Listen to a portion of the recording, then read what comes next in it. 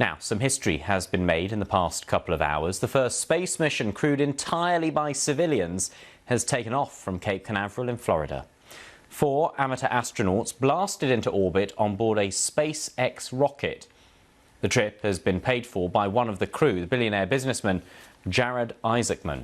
For about 3 days, the Inspiration 4 crew will orbit Earth at an altitude higher than the International Space Station. Earlier, I spoke to space journalist Emily Speck, host of the Space Curious podcast. She was there.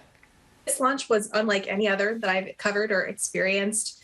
It had kind of a party feel to it, if that makes sense. SpaceX hosted a viewing party that was near the press site, as did St. Jude and Shift for Payment. So it was just, when the rocket went up, there were cheers, and then we all just stood there. Like, it was an amazing moment. It was a beautiful launch. And is it genuinely only 4 civilians in that spacecraft, and it's being manned, it's being operated from Earth, from the ground, isn't it? But what happens if something needs fixing or goes wrong? Have they been trained to do that? What happens? That's a great question. The only reason this mission is even happening is because the SpaceX Dragon capsule is fully automated. It's controlled by computers and, like you mentioned, from the ground.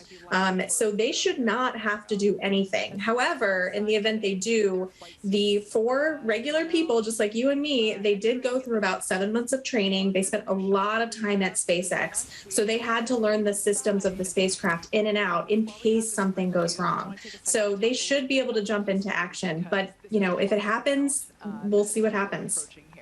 I mean, all credit to them. I think I'd have problems changing a tyre on a car, never mind fixing a spacecraft. But what's the significance of this more broadly, do you think? I mean, is this the start of space tourism, which we talk about so often, but seems so elusive and so expensive still?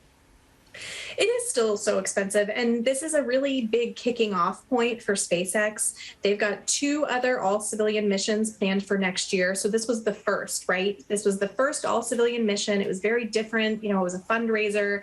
The other crew that are launching next year that are all civilians, they have all paid for their seats. This wasn't, a raffle, kind of like what we saw today. So it's different. If this works and this goes well, SpaceX plans to use this as a jumping off point and continue to do this from now on. Emily, just before we go, very briefly, if there were another entirely civilian crewed space mission, would you go on it? I have always said yes when I've been asked that question before, but today, when I was watching them, especially I was watching Cyan Proctor's face and Haley Arsenault and Chris, and I was just thinking, what are they thinking? And I just don't know if I could do it. I don't know if I have the stomach for it, experiencing 6 Gs. So we'll see, maybe.